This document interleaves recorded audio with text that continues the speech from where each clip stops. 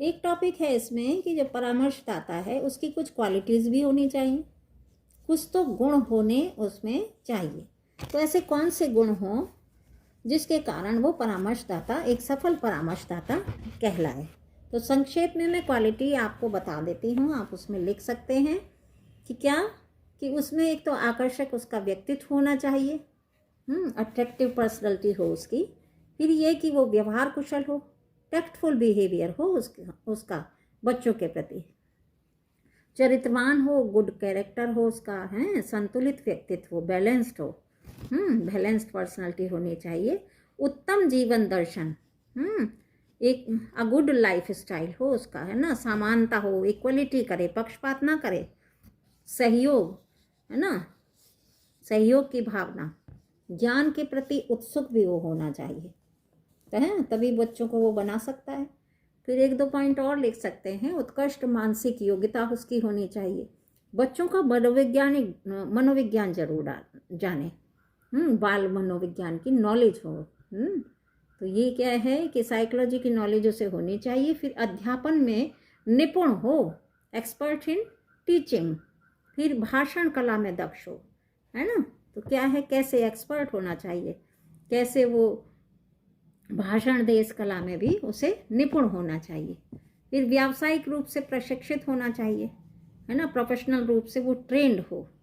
तो ये है कि कुछ उसकी क्वालिटी होनी चाहिए जिसकी वजह से वो एक सफल परामर्शदाता बनता है। फिर इसमें एक और टॉपिक आ जाता है, छोटा सा है, क्या कि एक परामर्शदाता के रूप में अध्यापक की क्या भूमिका हो, क्या कि अध्यापक द्वारा परामर्श कार्य करने के लिए आवश्यक शर्तें हों, क्या कि जैसे मानसिक रूप से वो स्वस्थ हो, है ना, मानसिक रूप से स्वस्थ हो, फिर निर्देशन कॉन्सेप्ट की जानकारी होनी चाहिए उसे, हैं, सकारात्मक अनुशासन की उसमें फीलिंग हो, उसमें भावना हो, वो खुद डिसिप्लिन्ड भी हो, फिर सकारात्मक सोच होना चाहिए, पॉजिटिव एटीट्यूड उसका हो, विशिष्ट बच्चे या सामान्य से कम आईक्यू वाले बच्चों को वो सकारात्मक रूप से सलाह दे। और फिर क्या है कि परामर्श काल जब चल रहा है तब अध्यापक का ये कर्तव्य है कि यदि बच्चे को कोई कठिनाई है तो बच्चे को परामर्श देने के लिए खुद अध्यापक जो है, खुद परामर्शदाता जो है, पहल करे। क्योंकि बच्चा तो झिझक या डरवश, आप समझिए, कुछ कहने में संकोच करता है, लेकिन इसमें जो पहल है वो परामर्शदाता को करनी चाहिए। वो उसकी अलग से फाइल बना ले, जाने कि क्या कारण है, क्या पारिवारिक कारण है, कहीं मानसिक कारण तो नहीं, कहीं आर्थिक अभाव तो नहीं, तो ये सब जानकारी उसे परामर्शदाता को बच्चे से जाननी चाहिए। फिर अध्यापक का व्यवहार और उसकी आदतें बच्चे के व्यवहार के अनुसार हो, और ये नहीं कि जैसा मैं कहूँ वैसा तुम करो, ऐसा नहीं करना कि जैसा मैं कहता हूँ वैसा करो, नहीं, आप कहें और बच्चे की भी सुनो और उसके अनुसार उनकी समस्या का हल कीजिए। फिर एक उत्तम परामर्शदाता के लिए ये भी ज़रूरी है, ये भी आवश्यक है, क्या कि यदि विद्यार्थी को उत्तम आपको बनाना है, अच्छा बनाना है, तो ये आवश्यक है कि सहयोग और उसे स्वतंत्रता जरूर दें, वो अपनी बात कह सके ना, ये नहीं कि आप ये कहें कि जो मैं कहता हूँ वो आपको करना है, नहीं कहना ऐसे। तो फिर क्या है, अध्यापक का ये भी कर्तव्य होना चाहिए कि विद्यार्थी को इतना आप ज़रूर सिखा दें कि विद्यार्थी की निर्देशन के प्रति एक रुचि जागृत हो,